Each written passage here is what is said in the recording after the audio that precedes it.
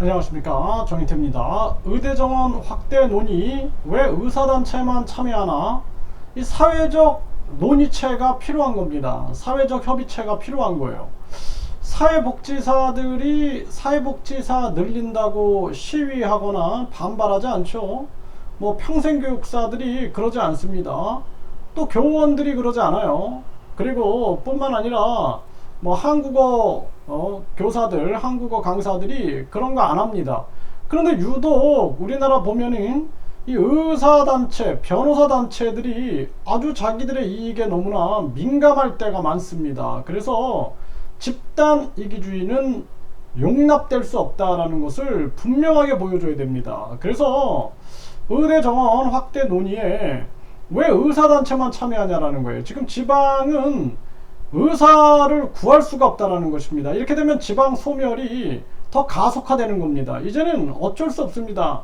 저도 이 공공의대의 설립이 아주 중요하다. 네, 그리고 의사들이 철저하게 이러한 시스템, 지금 한국의 상황에 대해서 함께 고민을 해야 한다라는 것입니다.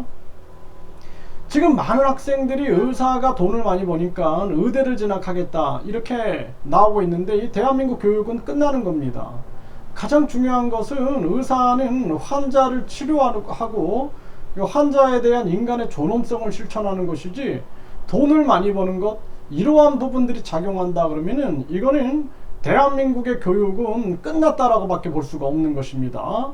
변호사들도 마찬가지예요. 변호사들도 보면은 자기들이 뭐 어제 판사, 어제 검사가 오늘의 변호사가 돼가지고 자신들의 변호사 수임료를 높이고 정관현관 유착 비리의 가능성을 가지고 저울질을 하는 이러한 사태들이 만들어지는데 있을 수 없는 일이다라는 것입니다. 그렇기 때문에 우리나라는 이 집단 이기주의, 네, 그래서 이익 집단에 정부가 놀아나면 안 됩니다. 그래서 철저하게 의사 정원 확대에 대해서 사회적 논의체, 사회적 협의체가 필요하다. 여기에 지역 주민이라든지 또는 환자 단체라든지 뿐만 아니라 사회복지사라든지 또 시민운동가라든지 이런 다양한 사람들이 합리적이고 이성적인 판단을 가지고 참여해야 한다. 저는 그렇게 보고 있습니다. 네, 그래서 지금 의대 입학 정원을 3,570명으로 2025년 입시부터 이런 얘기가 나오고 있는데요. 여기에 대해서 인구당 의사 수가 OECD 꼴찌다.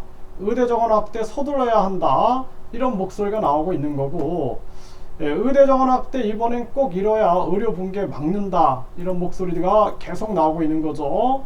네, 뿐만 아니라 경인지역 의대 정원 최하위 공공의대 설치 의사를 늘려야 된다. 이런 목소리가 나오고, 네, 의대 정원 확대 논의 왜 의사단체만 참여하냐?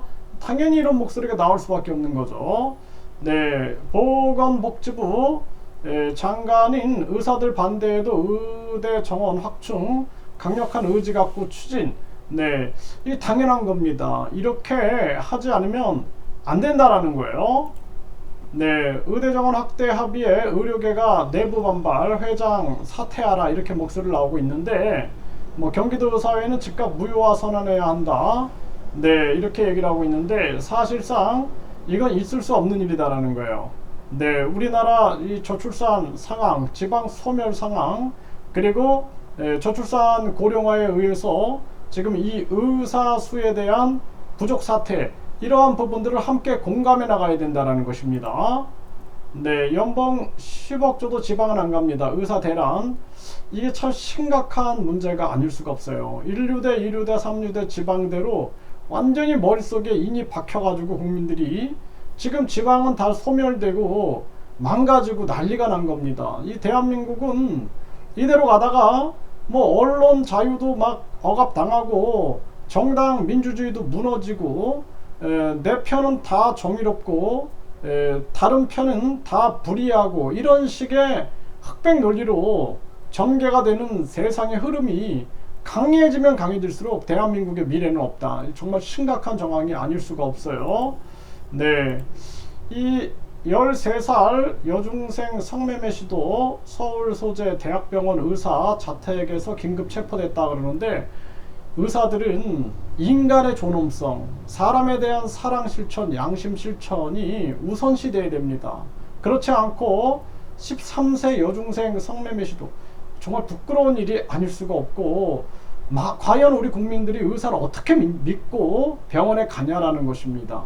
물론 훌륭한 분들도 계시지만 훌륭한 분들의 양심의 목소리가 나와야 된다, 이렇게 말씀을 드립니다.